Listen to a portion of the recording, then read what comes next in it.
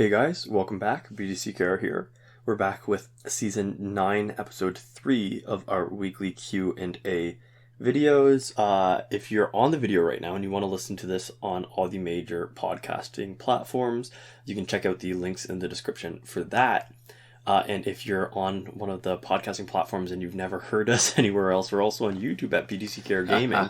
And you can actually give us ad revenue and support us if you check us out over there. Getting straight into it this week, we've sort of rambled before questions, I think, a lot recently. Yes. But nothing going on in our lives except for injustice. So our first question comes from Jules Bigelow. And they say, I can't seem to unlock animated Harley Quinn. It shows that I can buy the pack, but the credits keep on being refunded after going to main screen and still without Harley Quinn added to my collection. Does anyone know how to fix this? I've tried clearing data and reinstalling. I've even tried factory resetting my unit, but it doesn't fix the problem. Any help will be much appreciated. So, short answer is there's nothing I think you can do personally. You need to be able to hack it. And I'll get into, I guess, more of that later. But what's interesting to me is that this is a relatively pernicious kind of bug. Mm-hmm. I don't want to say glitch because I feel like the way we use the word glitch is more something that you can manipulate to your advantage. And this is a weird bug that showed up way back when. And before we had our first proper, maybe not before, around the time we had our first proper glitch when we were starting this channel. Yeah. There was somebody who's pushing this glitch that was basically overselling, and they called it the death glitch because what you could do is... So this was back in the old days. A lot of glitches took advantage of the fact that there was a lag between when the screen changed and when the action of the buttons that were there changed. Yeah. So you could press the button to sell something and press it so fast and so many times before it actually registered the change. That you sold more copies than you were supposed to be allowed to. Right. And so let's say you had one copy to sell of a gold character. You could sell it as fast as you could tap it. You could sell probably 10, 15 copies of it. Mm-hmm. And you would get all the gold from it. People think that was great. And people would also think, oh, well, I don't want that character too. I'm cleaning up my collection. That would be great too. Problem was, you're done. It changes the code in the game so that all of a sudden, instead of having 0 when you sold it, you pushed it to negative whatever number. Mm-hmm.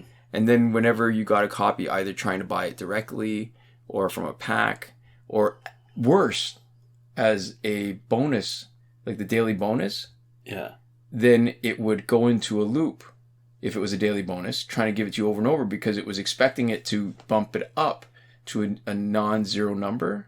Mm-hmm. And it would stay at a negative number, and then it would error out, and then you would just never be able to play it unless you shut down your connection. Yeah. Or if you bought it in a pack and happened to get a pack, you would get your money back, but you wouldn't get the character. Mm-hmm. So unfortunately, something probably happened, because this is the only other time that we've seen this behavior, right? Of it constantly refunding you a pack and not letting you get a copy of a character. Yeah. And so it looks like that's probably what happened. And for this person to have gone through it, it seems like you really are doing your due diligence if you even factory reset your device. Yeah, because it's not in the device. The problem, really, why none of that works is it's a flaw in your save off the Warner Brothers server. Yeah, so it's based off of your account. So your real only option at this point, I think, is to have somebody hack it for you. Yeah. And go in and find the specific place where it stores your number of copies and change it from a negative number to a positive number again, so that when you get your next copy, instead of even to 0, instead of it going, I don't know what to do with this, and then resetting it, it'll actually just let you have it. So there's been an interesting history too. I mean, this is the reason why I like this question isn't because it's something new, we've dealt with it before, but it gives us a chance to sort of reminisce a little bit. Do you remember when Injustice was so popular that it was actually a target for people to hack the game and then sell their hacks? Like they would offer to sell you, I will add this many credits or add this many characters or give you a fully loaded account for this much. But it would mean trusting them with your login credentials, which was kind of a bit of a downer. There was a real market for hacked stuff, for sure. Right. So, but I think that's one of many indicators of how the audience, I guess, is shrunk for injustice, which makes me a little bit sad. And I'm not sad I'm missing all the people trying to make money off players, but I am sad that it's a reflection. The reason why it's happening is because there's just not as many players as there used to be. It's entirely possible there are still hacked accounts being sold in certain places that just we aren't privy to, right? Yeah. Because I'm sure there's some... I don't even know where they would be, though, because I feel like we're in most of the sort of main... Spaces for injustice. Yeah. If there's some back alley, whatever, sketchy space that we just haven't looked into at all.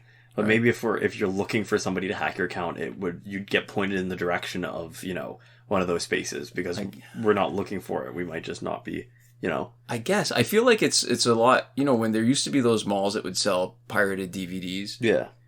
And you could find them almost anywhere. Yeah. And they would look like the, writable, like they weren't pressed. They were the ones that had the lasers that would change the ink on it to change the color and stuff. Yeah. And they would have really bad graphics on the packaging that were sometimes poorly spelt and blurry pictures. But maybe they're still selling them somewhere, but they're nowhere to be seen. I don't see them anymore. That's true. There was recently I was in a store and I saw an Iron Man Avengers poster that said "I am Iron Man" on it, and the image that was blown up for the poster was really low resolution. It was really like mushy and like blurry, and it's been a while since I've seen something like that, because I think for movies and stuff, I think that market is pretty much gone, right? Because I feel like people can just get their stuff online really easily. I'd imagine that if there's anybody who's still going into those places and buying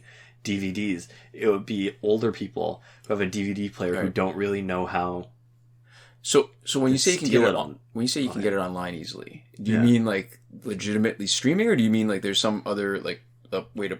Because to me, there's people who are pirating with, say, what's the thing that you seed with? Torrents, or they get it through news groups, right? Mm-hmm.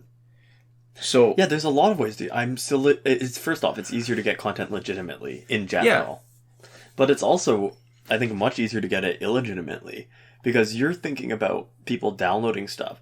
I'm thinking about, there's a lot of illegal streaming sites now, right? There's a lot of places where they'll have stuff and they'll upload, or they'll just host from a server, and then there's like a bunch of mirrors and whatever. And not that I'm like recommending that at all, obviously. Right. But just that I know that like I've had like friends who have like their favorite like illegal streaming sites to like stream stuff from and pull from. So I feel like, in that same token, right, in the way that streaming has revolutionized legally accessing content, I feel like it's also made illegally accessing content for like movies and TV shows a lot easier. Because there's a reason, like you wouldn't want to stream like an ebook, right? Because you would want to be able to download that locally on your device and have it over the course of a long time and not need to re-access the content every time. Right. But for a movie or a TV show, where it's a shorter period of time that you're actually using it. A book takes too long to read. You get through it once and then you never need it again. Streaming that type of content, and I think also legally, you're actually in better position. You're illegal. Yeah, because there's a difference between illegally viewing a piece of content and owning it illegally. If you have a physical local copy on your device, you're like violating the license, and I think they can get you in a different way. It's the same like distinction, I think, or not the same, but it's like similar to if you have like over a certain amount of drugs, how they can get you for more than just trafficking. Possession. Yeah, it's like potentially to like distribute. Intent to distribute. Yeah. Right. Where if you have it locally on your device, you have that sort of copy that you could be sending to other people. You could be, Well, it's you're actually violating copyright once you've made a copy on your server or your own personal local copy. Yeah. So I don't know exactly what you're on the hook for streaming it, but I think I remember reading something a while back where they haven't punished anybody if they're streaming it, and they'll get you if it's local on your thing. So if you're streaming illegal content, the main person they did want to come after is the person they're hosting it. That's hosting it, because you say, well, I watched it. I had no way, it was never downloaded on my device in any capacity. So it is a lot easier to access stuff now. And I think if you wanted to find pretty much any show, I'd imagine it would probably be harder for like Disney or whatever, or anybody who's really really like stringent about that, really strict with it. Well, the other thing that's funny is that if you're looking for how to access content online, a lot of times there's different ways that they can get at it, right? And I had a friend, so when you normally look for it, they can either make it so that the servers are down, so that they're not there anymore, so that like you could go on a website, right? But then when you try to access it, the content wasn't up on it anymore. Right. The other thing they can do is remove it. They can like request Google to remove it from their Google result as a copyright violation. Right. But the funny thing about that is apparently, I don't know where it is, but it's accessible. If you have a search, there's somewhere you can go on Google and it tell you which ones have been removed? That searches have been removed for copyright violation, and you can actually request the links that have been removed for violating copyright. So I don't know where you need to go to get that. I don't know if that's like deep in it. I'm sure you could look it up. But so what's funny is I had a friend who couldn't find something, so they used the Google request to request somebody who had the URL taken down for violating copyright, and because it was specifically requested for violating copyright, obviously those sources are going to actually have the content, because you wouldn't request it to take down the link if it wasn't actually up there on the site in the first place. So I hear you tell me this story, and it feels like, and maybe I'm totally off base here, but it feels like the level of sophistication to do that kind of stuff, to find, to stream it or to download it, is still a lot more than the sophistication it takes to walk to some crappy corner store and buy the pirated DVD. Yeah, and that one is, I wouldn't have put the same amount of work my friend did into trying to find something, because that to me seems like, I don't know, jumping through a lot of hoops, and then I don't know when you're there. But in terms of finding most stuff, I think it's pretty easy. Yeah. So I think the vast majority, in that case, and the other question is it more convenient? Because I would still say probably not, because getting out, going to a place, if you're already there while you're there, maybe stopping by and seeing if they have something. Yeah. But also, the difference in cost is money versus free. And if you figure out how to do it, once you get the sort of pattern down, it's free every time versus money every time. No doubt. I just, in my mind, I guess, I'm picturing for the people who are buying those kind of DVDs, are in my mind, they're less tech savvy. They're not so sophisticated. Yeah, and that's exactly what I was saying, is that I think the only market that there still is would be for people who don't know how, or who just aren't interested in messing around with it. But I think mostly it's probably not so much anymore. Yeah.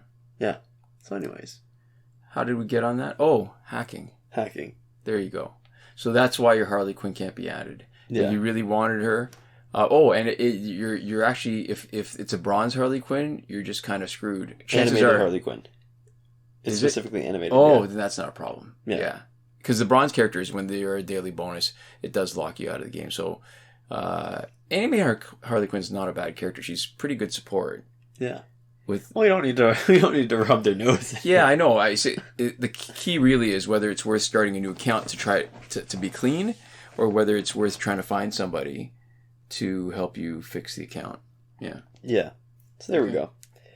The next question comes from Lone Wolf Plays, and they say, "Hey guys, been following you since 2015.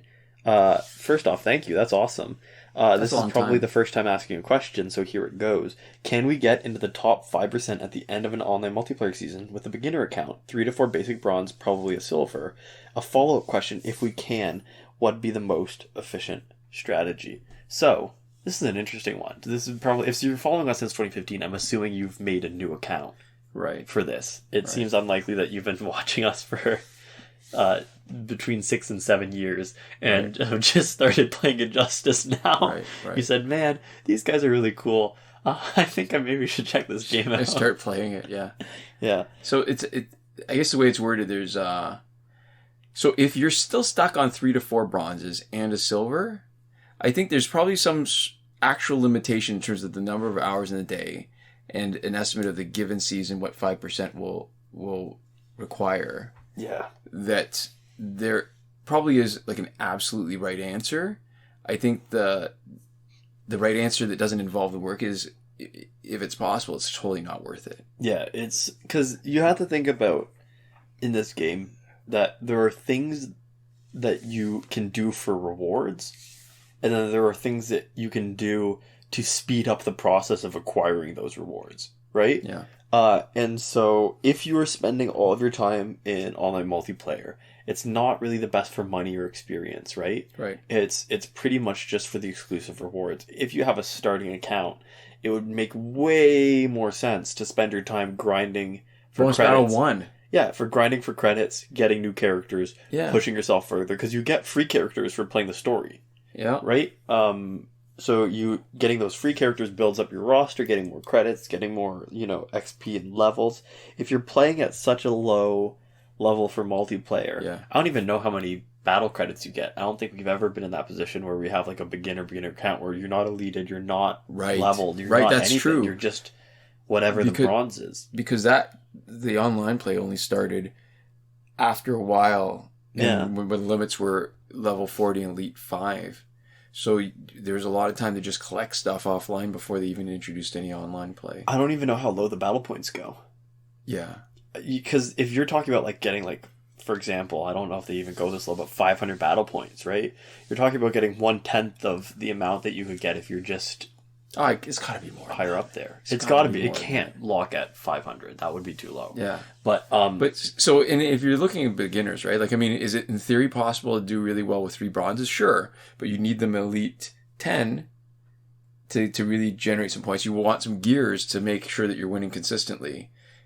And so it's a different flavor of the question, because I'll tell you what, if I was in that situation and I wanted the reward for that week, I guess I would give up. I'd know that there's at least in multiplayer rewards, it's on a set cycle. Yeah. And it's been established and it's complete. So everything that you want is probably eventually going to come back, unless they make a big change, which it seems unlikely they'd want to do to break something that's working. Yeah. And I would actually just grind as high as I can go in the offline story mode. And if I was having trouble hitting the next target, I'd grind whichever bonus battle was the highest I could reach. Yeah. And buy gold packs. The question now is whether it'd be gold packs or challenge packs.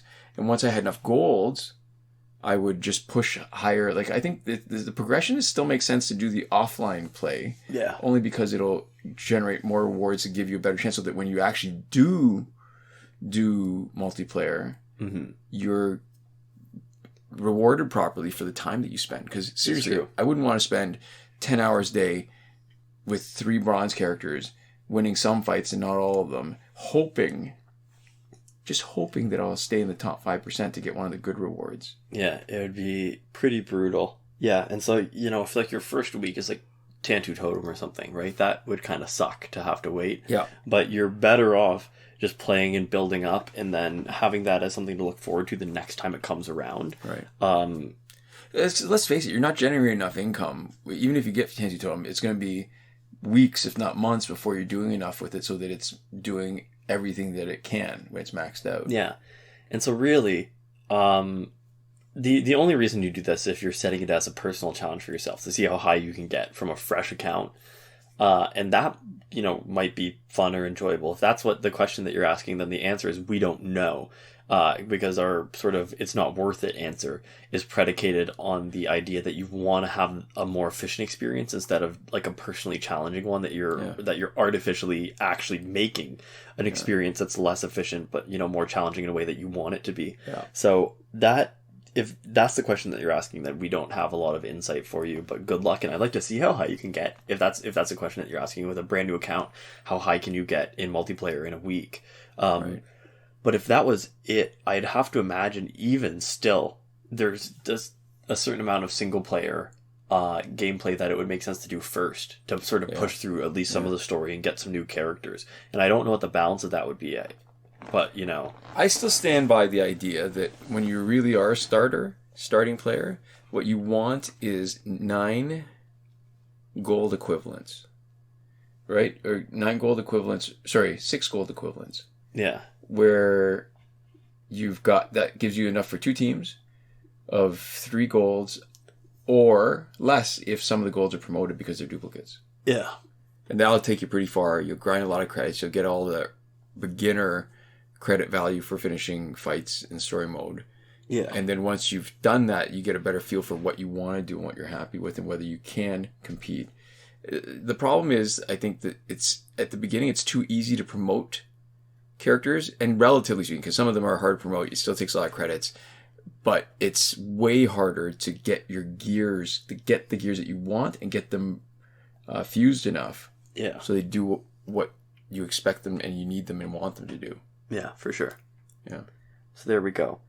Our next question comes from Ovidiu Dumitru, and they say, nice team and video. Arkham Knight Catwoman is also my favorite. She's very fast, and the bleed is game-changing. One variation I have now is Arkham Knight Catwoman with LexCorp helmet and chest armor and Quake engine, which makes her a good tank when blocking, and also a very good bleeder. Batman Returns Catwoman as my specialist with Soul Taker Sword, Tantu Totem, and Demon Blade due to her passive. Now, I know you think the Soul Taker Sword is not that good, but for me it works as Batman Returns Catwoman doesn't have the highest stats and helps to take some damage if you plan on taking out all three rivals. Then Killer Frost, just for passive so the rivals can lack power with Master's Death card, Heart of Darkness and Necron's Scythe to boost her special 2. The thing with Killer Frost is that often due to low stats, it's hard to take the battle into her own hands. That's why I've been thinking of changing her with Arkham Knight Batgirl. Even though I'll lose the Killer Frost passive, I will gain Arkham Knight Batgirl with stun and splash damage gears. As of now, the team is a mix of offensive and defensive, and also good with Blackest Night Flash team. The only problem I have now is with the newest teams with New 52 Shazam and Justice League teammates. Sorry for the wall of text, maybe it helps the newcomers. I'm always open to new thoughts. I think you're not wrong to say that the benefit of the damage drain is not the best. All right, so let's take a look at the passive for Soul Taker Sword. When it's maxed out, 30% unblockable chance on basic attacks. That's actually really good. Yeah. I think this is the highest unblockable chance for a non-character specific piece of gear. Yeah. So, Flash has it, Arkham Knight has it, where you've got the... Oh, no, Arkham Knight is lower, but it's for everybody. Flash has it, Doomsday has it, Solomon Grundy has it on their gear. I think it's 30% unblockable, but it's only for them. Life drain.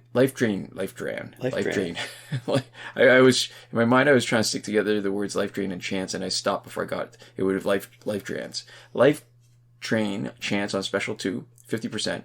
That's okay. It's not great. I think one of LexCorp gears does higher than that, like 99%. Yeah. It's not bad as sort of a free bonus you get sometimes. I wouldn't rely on it, but... Yeah. And the evolved ability is a 15% damage drain from defeated enemies, stacks twice. So that's the important thing, because it doesn't matter if you actually knock out 3 rivals. You really only knock out 2, because the third one, even if it had something that you could do it more often, that third one, the team is gone. The biggest team you're going to face has 3 members. Mm-hmm. So you're only, at most, you're going to boost the damage by 30%.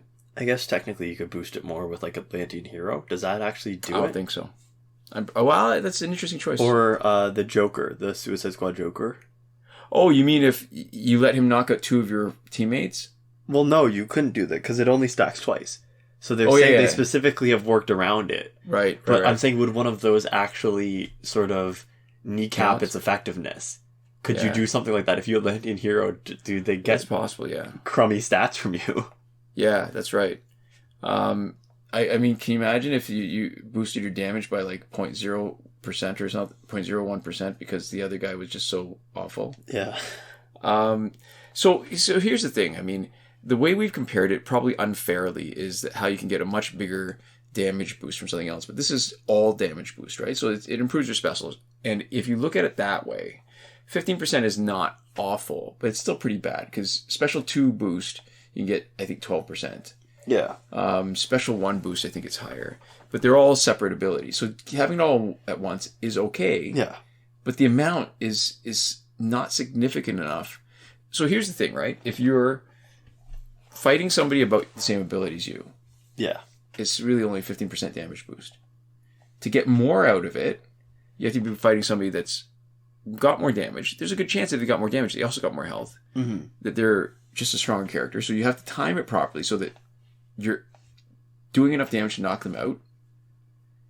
And that, it might not seem so obvious, but I think when you're less focused on winning now and you're trying to do stuff, your chance of losing the fight or having your character knocked out even if you don't lose a fight is higher. Mm-hmm. And so if you're going to be... Oh, and that's if somebody's stronger than you. If somebody's weaker than you, sure. It's like you were saying.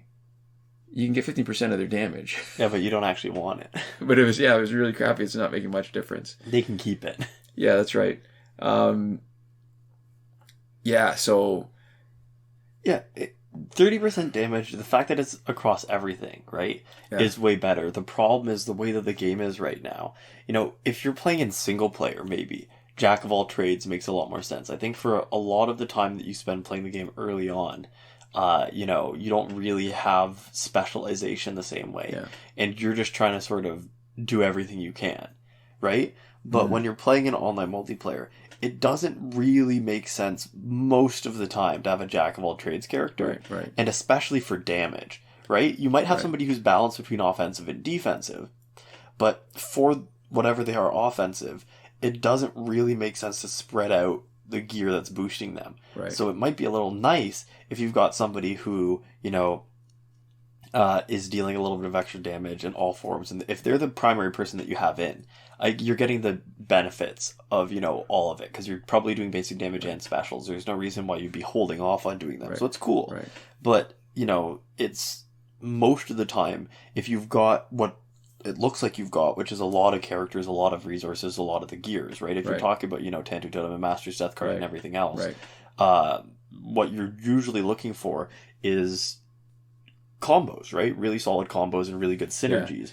And in those cases, Soul Taker Sword is where you really lose out, because you're losing out on the ability to make a better synergy by requiring you actually knock somebody out, and then only after you've knocked one or two people out, then you get a lower damage that's more diffusely spread out across all your different mechanisms for dealing damage. So it's a version of the opportunity cost where you could be doing something else better. Yeah. I mean, if we look at, instead of focusing on just the Soul Taker one, right? Like, if we look at the loadout, Soul Taker, Tantu Totem, Demon Blade, it's interesting, right? Demon Blade is, I believe, a special 2 boost and a special 2 crit chance increase.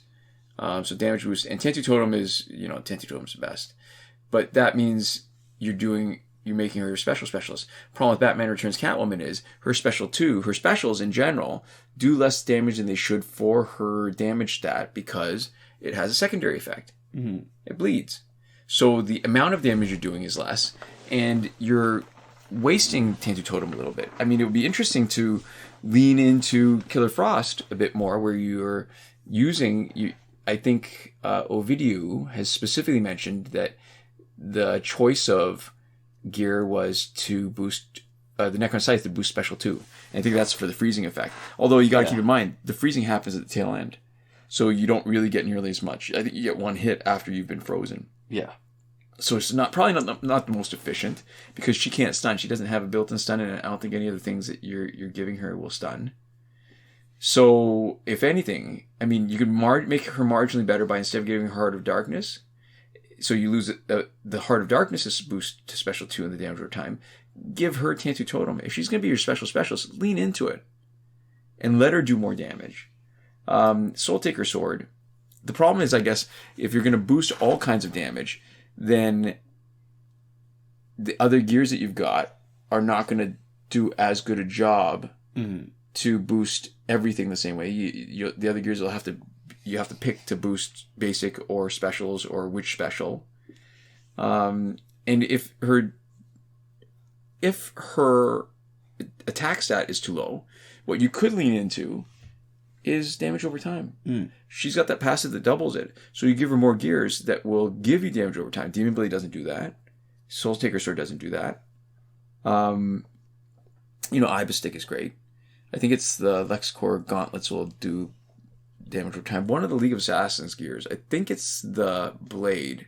I mean, I love using the knives for the splash damage special one, but it's the Blade that adds... So you could do that, and then that would actually be more interesting. So she wouldn't be your primary specialist, but she could be your damage over time specialist. Yeah. So there we go. Who else is on the team? Archmite Catwoman. Killer Batman Frost. Returns Catwoman? Batman Returns Catwoman. Oh, no, you're right. Archmite Catwoman. Sorry, that was the first one. So LexCorp Helmet.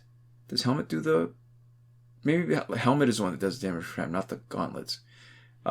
Quake engine. Yeah, so it's a weird kind of loadout, right? Because it's all that stuff is trying to take it. I mean, I'm ignoring all the defensive benefit, but really those are all kind of trying to take advantage of two damage over time specialists, and then Killer Frost for her passive. I don't think you're really getting the most of Arkham Knight Catwoman, because Arkham Knight Catwoman, out of the between the two Catwomen's, has a better special 2 that is only reduced by 25% because of the damage over time. Batman Returns Catwoman, I believe, is reduced by 50%. So Arkham Knight Catwoman would do more damage. Let her have Tantu Totem. Yeah. Let her come in, do a really powerful special 2 if you give her Tantu Totem Master's. We've done that a bunch of times. You give her Tantu Totem Master's Death card. Mm-hmm. Maybe give her, if you're leaning into special 2, Hard Darkness is fine. 30% power gen boost is great. Yeah. She's got 2 bars of power. You knock out the first guy. If he doesn't get knocked out, he's bleeding himself out. Mm-hmm. Yeah. It's not so much the Soul Taker sword that's the issue. I think it's there's not a coherent kind of plan for the team as a whole, I think. So there we go. That's some feedback on your team. Yeah. I think that's probably a good place to end it for the week. So to finish up, we'd like to say some words to some folks. I'd like to give a shout out to Eliza. Say goodbye to your arms, Caton. No joke there. That's just a threat she made to me recently. What? I mean, the threat was a joke. There's no basis for it. Don't worry. My arms are safe for the time being. Okay. This shout out was brought to you by Misplaced Aggression. Okay. And we'd also like to give a huge thank you to all of our wonderful supporters on Patreon. Yeah, that would be Console Peasant and Victor Gomez and Edwoon at the top tier last word. Oh, I screwed up the order of that. Sinemac and Mohammed Albshaiti at the Your Message Here tier. Shawn, Farrell, Daniel Simonson, Aaron Maule, Michael DeVries, Brandon C., Irvin Ruiz, and Eddydoo at the credited level. And Chris Wolf, Scarlett Denny, Awesome Gamer 241, Pavu RS, Gavin Malott, and Isfar E. at the gratitude level. Thank you so much for watching, and we'll see you next time. Komoda.